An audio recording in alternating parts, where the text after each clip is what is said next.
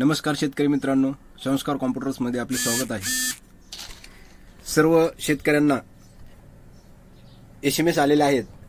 मग तो एसएमएस आधी व्यवस्थित पडताळणी करा, कारण ज्या लोकांनी सुरुवातीला फॉर्म भरलेले आहेत एमके मध्ये आणि आता परत मागेल त्याच्यामध्ये पण फॉर्म भरलेत, अशा शेतकऱ्यांनी संभ्रमात न पडता आपला एसएमएस योग्य प्रकारचे चेक करा। कारण मेडामध्ये ज्यांनी पहिले सुरुवातीला फॉर्म भरले त्यांचे एमएस मध्ये कन्वर्ट झालेले आहेत। त्यामुळे त्या शेतकऱ्यांनी मेडा साइडवरती ते फॉर्म भरायचे आहेत, त्याच्यावरती पेमेंट करायचे आणि जी पहिली प्रोसेस होती आपली की मेडामध्ये जायचं आणि पहिले सेल्फ सर्वे करायचा, मग पेमेंट करायचं, मग कंपनी निवडायची आणि मग लाईनमॅन सर्वे आणि नंतर कंपनी पंप बसण्यासाठी येतो।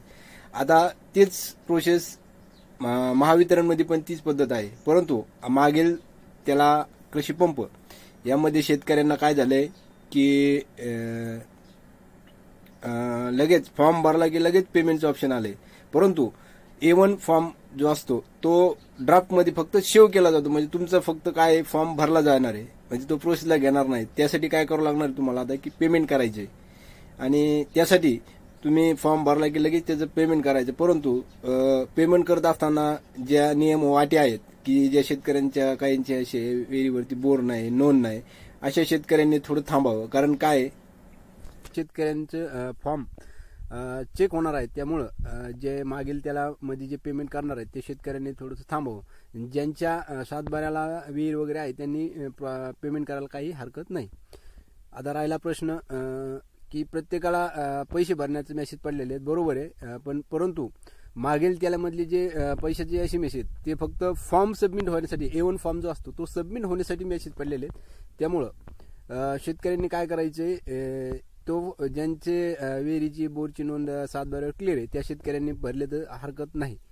आणि राहिला प्रश्न एमके जे ज्यांनी शेतकऱ्यांनी सुरुवातीला फॉर्म भरले आहेत आणि मागेल त्याच्यामध्ये भरलेले नाहीत, म्हणजे जे सुरुवातीला फॉर्म भरलेले आहेत ते शेतकऱ्यांनी त्यांना एमएस असा मेसेज जर आला असला एमएस मध्ये कन्वर्ट झालेले आहेत त्या शेतकऱ्यांनी बिनधास्त पैसे भरायला काही हरकत नाही। त्यांचे फॉर्म लिस्ट पडणारच आहे आणि पडत आहे आणि अप्रूव्हल पण भेटत आहे।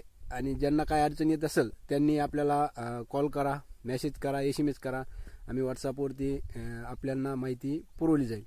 आणि बिनधास्त जे शेतकऱ्यांना एमके आयडी कन्वर्ट झाले त्या शेतकऱ्यांनी बिनधास्त पैसे भरून टाका, काही प्रॉब्लेम नाही।